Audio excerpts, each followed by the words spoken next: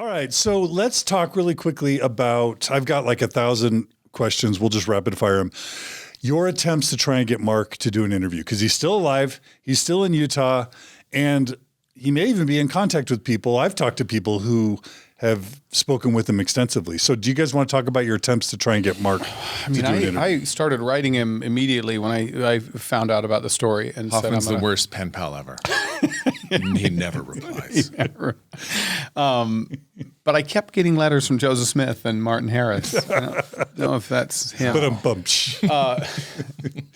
I wrote him immediately. Like I started writing him letters and to no avail. And I thought, okay, there's a way I can get in here. And then I found out that Shannon Flynn was one of the last non-family members to visit him.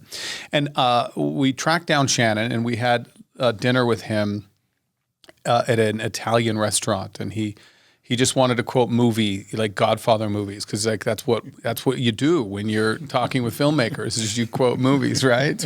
And he was like ecstatic to meet. He was so happy to be like just a part of this. And he hadn't met with Mark in a long, long time.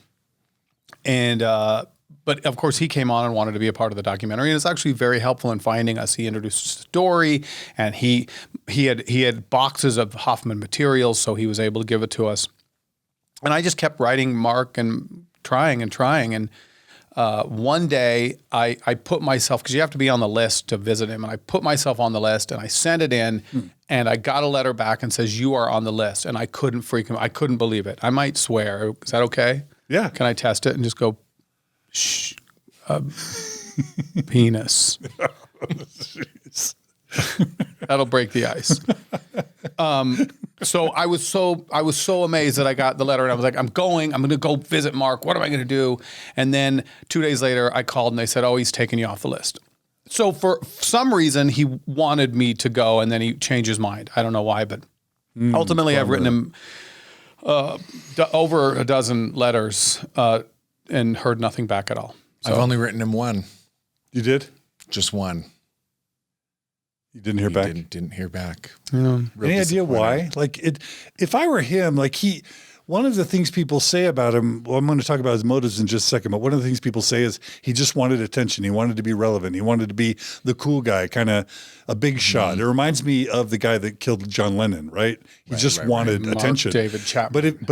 But if he's that much of an attention whore, then why wouldn't he look at this as a chance to tell a story and resuscitate his reputation and explain things? I guess you guys don't know because you didn't talk to him. I don't know. I think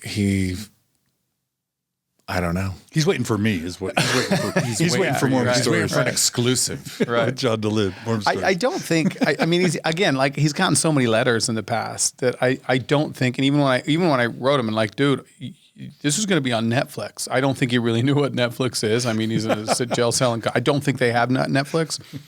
So I don't think he really knew the gravity of how big the story was and how many people are going to watch it, which is, tens of millions of people already, we've been told by Netflix.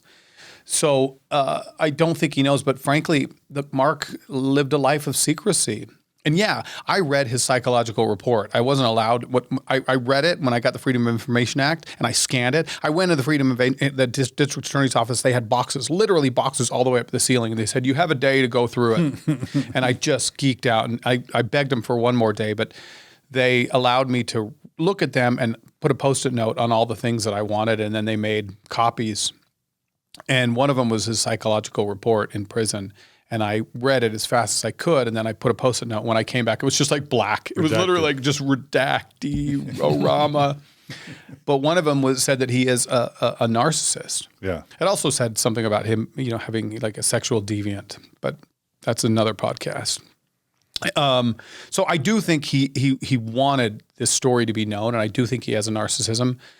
But I just think the only power he wields right now is his story. And he's in a jail cell in Gunnison. And I think knowing that tens of millions of people are talking about him and he's not talking, I think that's just a little secret that he can just keep, that keeps that little deception fire burning inside him. Right.